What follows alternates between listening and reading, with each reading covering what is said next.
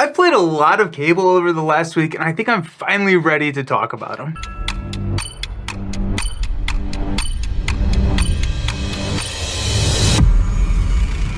Hello and welcome to Nelson Oliver Cards. My name is Nelson, and today we're taking a deep dive look at one of the newest heroes from Marvel Champions, and that's Cable. Cable came alongside Domino in the new Next Evolution box. I will have a review up for Domino in the next couple of days, as well as my full review of the box, hopefully very, very soon. I'm going to talk about Cable today. Cable is interesting. I think Cable is a lot more interesting and intricate than I initially thought he was going to be, and I feel like I'm getting ahead of myself. So let's talk about let's talk about the video.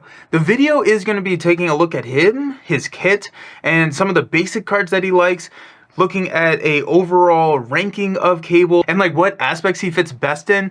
I'm going to include timestamps down below, so if you want to skip to a part or come back and see a different part, hopefully that's going to help you do so.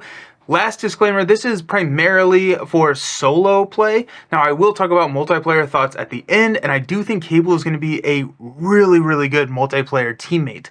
So, with all of that being said, let's talk about Nathan Summers' alter ego. He's pretty beefy. He has 12 hit points, 4 recovery, he can take some hits. He's pretty beefy. He actually has no printed actions on his alter ego side, but he does have a deck building.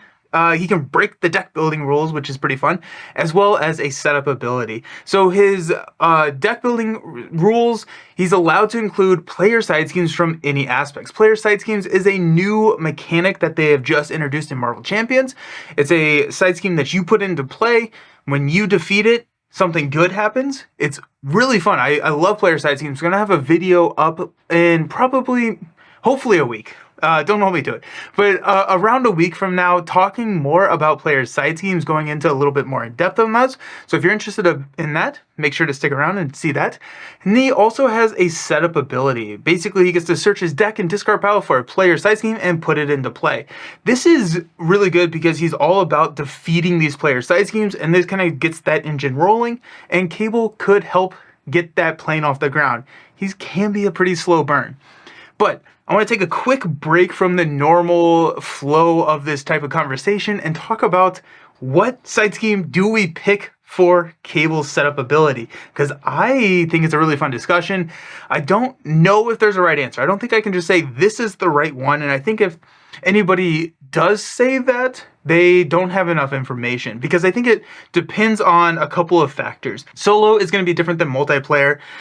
Your deck build is going to very much dictate what you pull. I thought the best one, before I ever put Cable on the table, just Cable on the table. It's like Elf on the Shelf. Have you heard of Cable on the Table?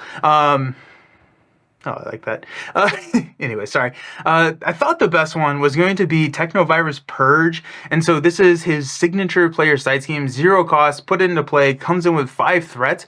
And whenever you defeat it, and only Cable can help defeat it, nobody else can remove threat from this player side scheme, goes into the victory display, gets +1 to all of his hero stats, as well as the psionic trait. So if I am building around the psionic cards, if I have like Psychic Kicker in my deck, I need that psionic trait in order to play it. Usually TVP, and I've been abbreviating it to TVP because Technovirus Purge is a mouthful. So usually TVP is my go-to because I need that in the victory display to actually trigger some of my cards. The other thing that I will consider is that if I have cards in my hand, events in my hand that can clear Technovirus Purge, then I am leaning more towards that one. However, his obligation pulls TVP from the deck, discard pile, wherever it is, victory display even, and puts it into play. And so I know it really shouldn't, but that does kind of dissuade me from pulling it turn 1. Also, 5 threat is a lot, and only Cable can help take care of that threat. And so I have been finding myself going for like build support or call for backup, or even like establish perimeter and lock and load. I think I just named like all of them basically. But the other side schemes have way less threat. Some of them have 2 per player, some of them have 3 per player. And so I've been finding myself gravitating putting those into play because those are easier to clear.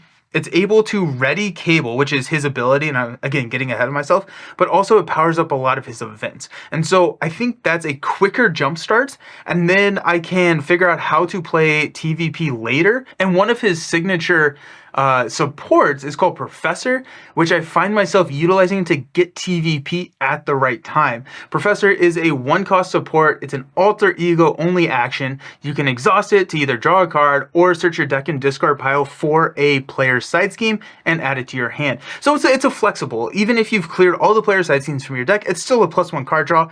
I think Professor is an incredible support, but what I will find myself doing is finding clearing a couple of side schemes, getting ready, getting myself built out, and then using Professor to pull TVP in when I can take it out with probably like a Mind Scan, which is one of his event cards. And so it's really fun. I've had way more fun thinking about when and what side schemes to play when than I thought I would. I thought it was going to be pretty procedural, and I would just always do this one first, and then this one, and then TVP, and then build support. And like, it's not. It's kind of all dependent on the deck build, what I have in my opening hand, because setup comes after your mulligan, so you kind of have a little bit more information. There's just a lot that goes into it, and I have really enjoyed the decisions that this setup ability has forced me to create. I feel like I've talked about the setup ability a lot. What do you like to run with this setup ability? Let me know in the comments, because I do like talking about it. Let's flip his card over and talk about his hero side. He has a 2/2/2 stat line. Really great stat line for solo play, and it has a once per phase ability that says that whenever Cable defeats a side scheme, you get to ready Cable. Now, this does need to be Cable. That could be an upgrade, could be an event, or a basic activation, but allies and supports do not count to trigger this ability, and so again, the more sequencing for Cable. It's kind of, if you are running a heavy ally lineup, how are you going to make sure that Cable lands that killing blow on the side scheme so he's able to ready and then do something else? Cable wants to be defeating these side schemes, or any side schemes. They could be player or non-player side schemes, and he gets to ready, but he has other things in his kit that kind of are driven by the fuel of defeating side schemes. Like Greymalkin is another one of his supports. It's his resource generator. It's one of the crazier resource generators in the game. You can exhaust it to generate a lightning resource, but after a side scheme is defeated, now Cable doesn't have to do this. This could be anything. This could be allies, another player, whatever. You can to ready Greymalkin. And so now you have this almost like friction resistant style resource generator where you are doing what you want to be doing. You're taking out side schemes and you're getting rewarded, one, for defeating the side scheme, but also getting your resource generator back. Really, really good card. I really like it. What I've had a lot of fun doing is a lot of these side schemes cost 1. Once Technovirus Purge is in the victory display, I have a 3 thwart, so I can use Greymalkin to put a side scheme into play, thwart it with my 3, clear it, ready Greymalkin, then just it snowballs. It snowballs so very quickly.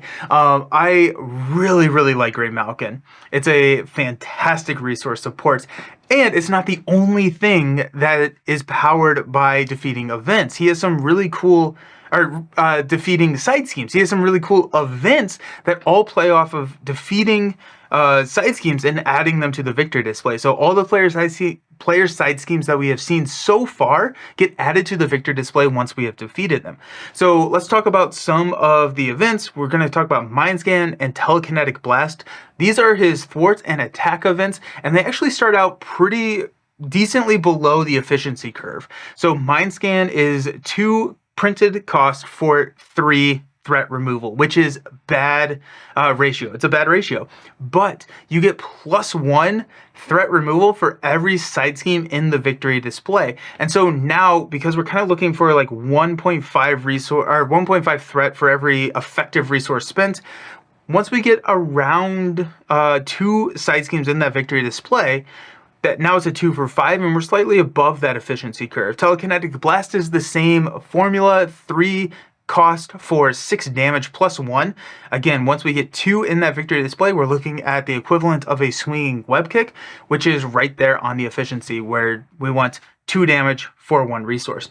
So that means that every subsequent side scheme that you add after 2 is just pure efficiency at this point. And it is not that hard to get 2 side schemes in the victory display. Usually you can get that done in turn 1 especially if you get some beneficial draws. The last thing I want to say about these two events is that it doesn't cap. And so once we have like 5, 6 side schemes in that victory display, it can lead to some incredibly powerful late game plays. And Cable is a build hero. He is going to be a slow ramp, but once he gets built, he can do some incredible things on the table. And it's pretty cool. You can be doing, 3 for 10 once you have 4 side schemes, 3 for 11, and you can start taking out multiple just chunks of the villain's health. I was playing a standard game of Morlock Siege, which is the first scenario in the new box, and in that scenario you face off against 3 different villains, and I was able to build up on the first villain, and then I one-shot both the second villains in the same turn with 2 telekinetic attacks. It was crazy. It was a lot of fun. The last event that kind of plays with that player's side schemes in the victory display mechanic is called Precognition. This one is a phenomenal event. It's a zero-cost event to look at the number of cards or a number of cards on the encounter deck equal to that in your victory display. You can discard one of those cards and put the rest back in any order. This is very good, especially in solo play, because once you have 4 or 5 in that victory display, you're basically setting your next 2 turns, or the villain's next 2 turns, and you can set yourself up to draw the right boost cards when you need them, or the right encounter cards. You can switch out some of the nasty, get rid of that under fire. You don't need that anymore. And now you can set yourself up so that you can perfect the next 2 turns, which leads to some really nice tempo boost. He has one more event in his kit that doesn't really fit the mold of the other events. It's called Body Slide. It is a really interesting event. It's a 0 cost to change form, and then other heroes can follow. So if you flip to Alter Ego, any of the other heroes at the table can also flip to Alter Ego. Now, I will talk about multiplayer here later in the video, but what I want to talk about is the solo play here. So this does not take your form change. So you can use this card to flip down to Alter Ego, use your Professor to draw a card, all your cool mutant Alter Ego stuff, and then flip back up to hero form, which in solo is usually the safer place to be, is in hero form. Multiplayer has some incredible implications for being able to set up some really cool turns to just, get all the benefits of the Alter Ego actions and everything for other heroes. We'll talk about that a little bit more in the future and later in the video. Let's transition to talk about some of his upgrades. So Cable has some pretty nifty upgrades. Forced Amnesia is one of those. It's a 1-cost upgrade that whenever you defeat a non-permanent side scheme, you can add that side scheme and Forced Amnesia to the victory display.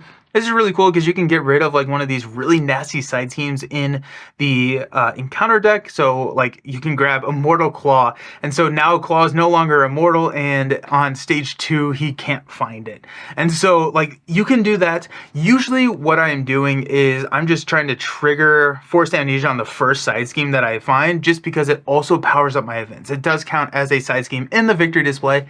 So now my Mind Scans and my Telekinetic Blast, all of those are doing more. And so I'm looking more as a quick win, not necessarily waiting around for something unless it's something that's super nasty. The weapon in his kit is called Plasma Rifle. This helps with his damage output, which he is lacking. I want to rephrase that. He's lacking little damage. He has big damage with telekinetic attack.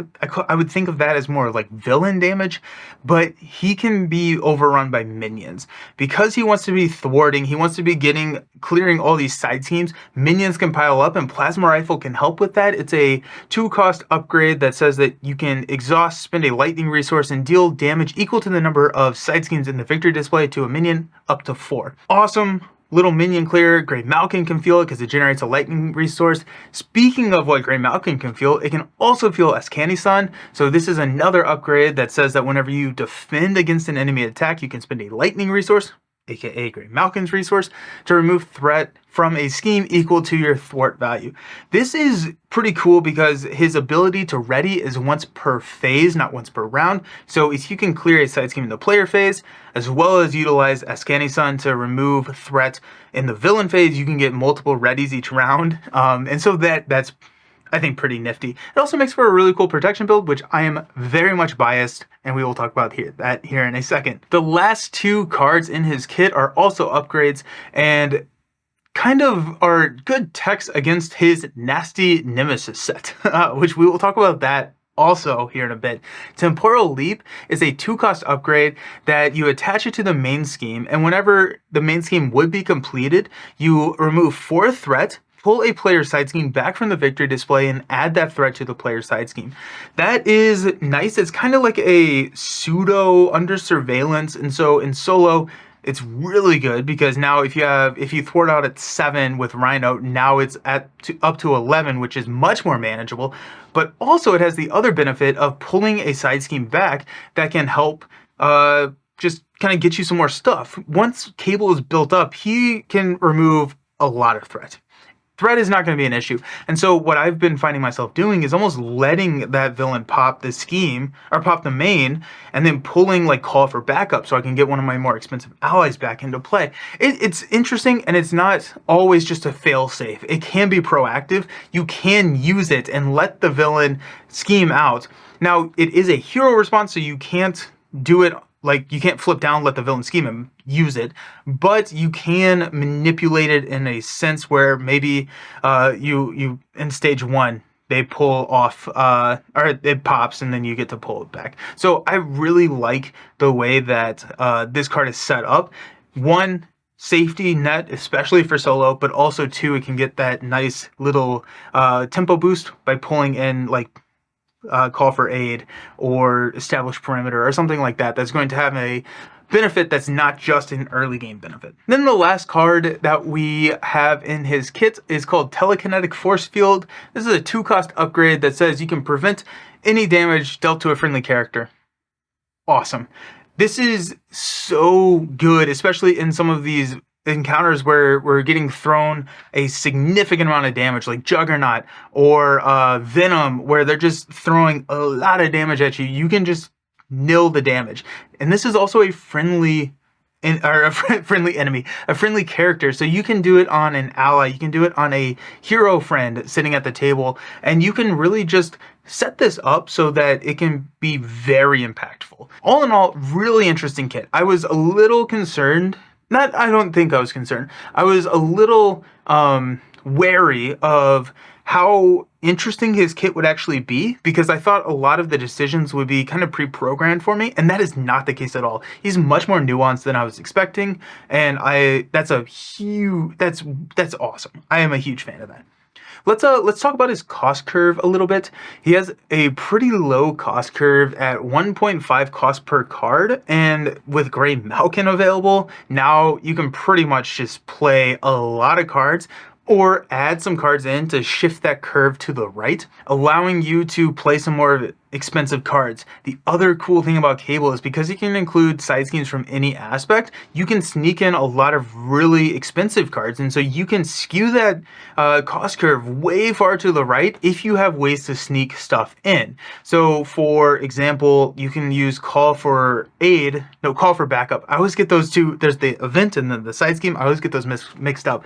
You can use Call for Backup to sneak in like a 5 or 6 cost ally, and you also probably could play it outside of just using Call for Backup. And so it creates some interesting deck building opportunities. You can go like skew it really low, play a lot of cards, have a lot of like little impacts on the game, or skew it up knowing that your player cards can support the shift in that curve to the right. This is the part of the video where I like to talk about some of the basic or cards that I would include in a lot of his deck builds before we get into the aspect discussion.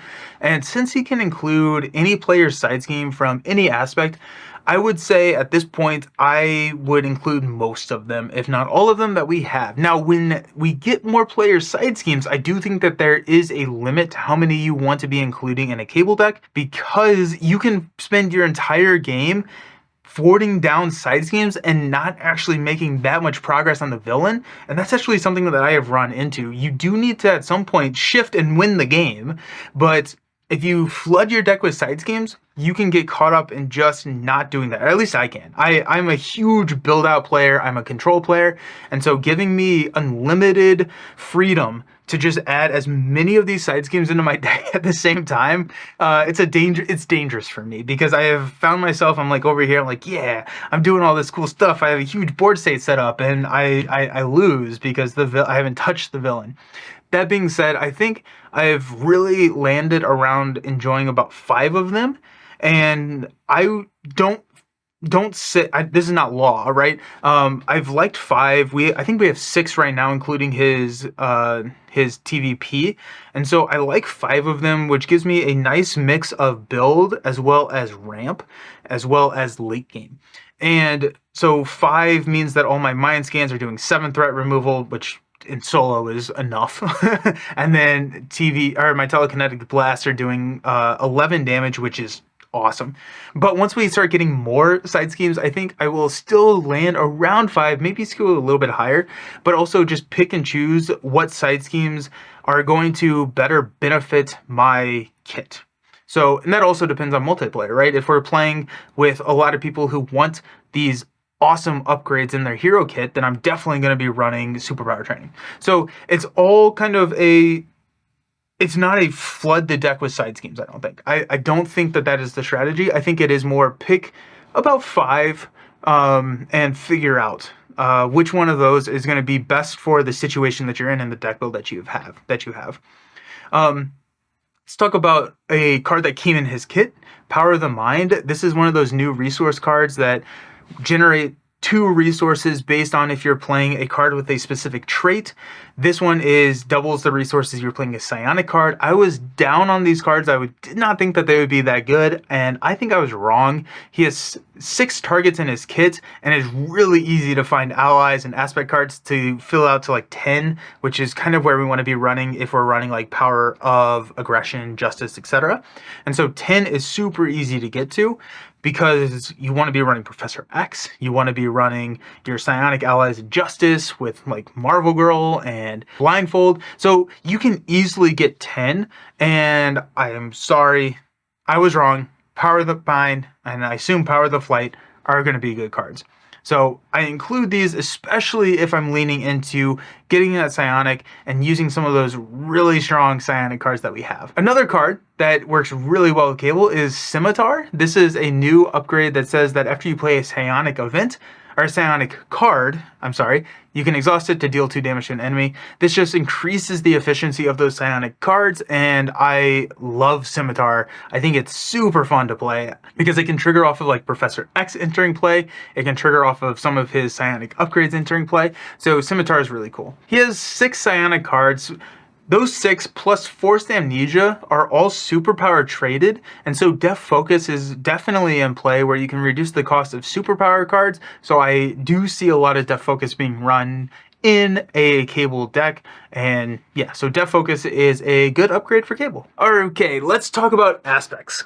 And we're gonna rank these aspects in terms of least good in to best good in, and I feel like I could use gooder words there, but from worst to best, worst is not a negative. It's just you're going to struggle more if you're playing this 4th place aspect. Also, when we get to my favorite aspect, I will call that out. Speaking of, my favorite aspect is in 4th place, and that's Protection. Protection, I thought would be so cool with Cable. He has Askini Sun, so he can be removing threat. He can be redding with defeating side schemes in the villain phase. He has a 3 thwart once you get TVP. It's so cool. On paper, it looks like it can work so well, but it has the same weakness that Protection does. Protection wants to build. Cable wants to build. And so early game, Protection is rough.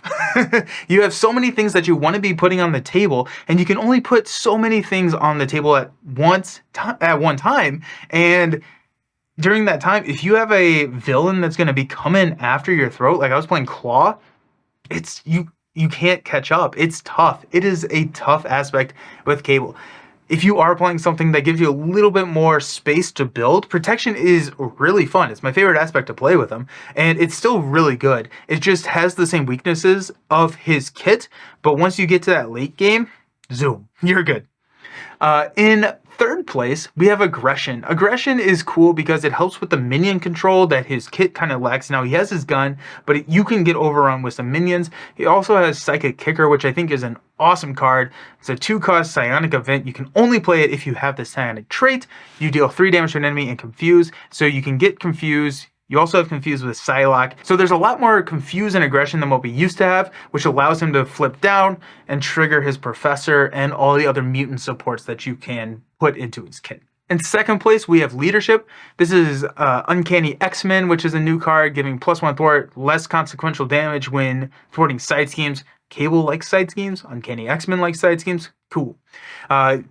That still need to think about that sequencing and make sure that you're using Cable to thwart the final little threats off that side scheme. But I think Leadership in a multiplayer game with Cable is incredibly powerful. And then that means his best aspect is Justice. Cable is all around clearing side schemes. That's what he does. Justice is also the aspect that wants to do that. And so sometimes when I'm talking about these, the strength of an aspect wants to be paired with the weakness of a hero. In this case, that's not true, because Justice has a lot of tools that help with shoring up damage, like with Turn the Tide. Whenever you defeat a scheme or remove the last threat from a scheme, you can deal 3 damage to an enemy. So Justice has damage, Justice has chance encounter. So now whenever you're defeating a scheme, you can also go find an ally. You have Skilled Investigator. Whenever you defeat a scheme, draw a card. Now you're readying Grey Malkin, drawing a card, readying Cable, and Justice just goes. Also, it is so quick to throw schemes into the victory display, and because your player's side schemes give you a benefit, typically that is putting something on the table, you can build really quickly with Justice. Also, one way or another is a dumb card with Cable. Go find a side scheme, put it into play, draw 3 cards, you get a side scheme which Cable wants to be defeating, and then you also get rewarded by 3 cards. Cool. Yeah, one way or another is really good. Anyways, Cable is very solid in Justice. For the community ranking, I totally forgot to put this out in time because I'm recording this video right after I posted that. I will edit that in, but this is where I will say that we were very aligned, or maybe way off depending on what you're seeing on the screen. I don't know. I hope that we're aligned. That'd be kind of cool. But I will say that I can totally see how the community thought that. Yeah. Also, with their overall ranking, I'm either going to totally or maybe partially agree with them. We'll see. Who knows? Hopefully that's all on the screen, and I will make sure to put dominoes out before I start recording the video. Anyways, let's talk about my overall ranking for him. I am going to put him at a B tier, right between Star-Lord and Rocket. He is not as strong as I thought he was going to be. When I read his cards, I straight up thought Cable was going to be an S tier hero. And while his late game is incredibly powerful, getting there can be a challenge. And that all with solo, you're managing everything. I think Cable can struggle early game. Now, caveat. I think if you remove his Nemesis set and his obligation, he lands himself in like the A or B plus tier category. I know that those cards do not affect every game, but if you do pull Shadows of the Past, actually a Shadow of the Past, turns out it is singular. Did not know that. If you pull Shadow of the Past, that can almost be an auto scoop, especially early in the game. So his Nemesis, I think, is one of the worst in the entire game. Strife and his side scheme can pretty much end you if you draw it early. Strife is a 2/5 villainous minion that cancels all your psionic cards. Basically, whenever you play a psionic card, cancel the effect, deal a damage to Strife. And Back to the Future, which is his side scheme, makes it so that Cable cannot remove threat from any scheme but this one, and cannot damage anyone but Strife, and other players cannot help with minions or with his side scheme. That's not good. If you pull this, yeah. And what the other problem is that all of his big attacks, like the telekinetic attack that you can throw at Strife to kill him, is turned off by Strife. And so if you draw Shadow of the Past early in the game, it's tough. It is a really tough it's a really tough pull. And so I think that being so oppressive really lowers his power level because it can be high variance. And if that wasn't bad enough, There are 2 treachery cards that get shuffled in, which actually can be an auto loss if pulled late game. There's Mind Scan, which places 2 threat on the main plus 1 threat for every additional side scheme in the victory display, and Telekinetic Blast, which is 2 damage plus 1 for every side scheme in the victory display. So if you pull these late game, you've already built yourself up by adding things to the side scheme, especially in solo. You pull Mind Scan. If you have 5 in the victory display and you pull Mind Scan, you're adding 7 threat to the main scheme.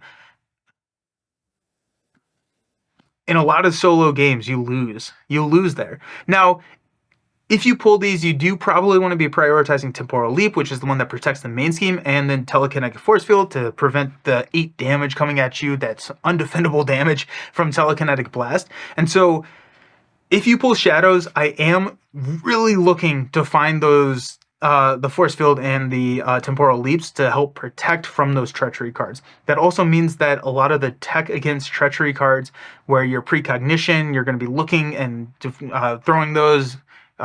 Black Widow in Protection is pretty good here, where you can defend or get rid of those, but it's bad. It's a tough Nemesis set. It's really, really tough. Overall, Cable is incredibly fun. He is a lot more difficult to pilot than I thought he would be. I thought he would, again, like I've been saying, I thought he was going to be a little bit procedural. He's not. He is fun to determine what side schemes you want to pull when, how many side schemes you want to put in the deck build, what your target for those side schemes are. I found myself with Specialized Training, the one that, Build Support. Oh my gosh. I've been streaming a lot this week. Build Support, where you get to add a support of 3 or less onto the table. I found myself out of supports to play.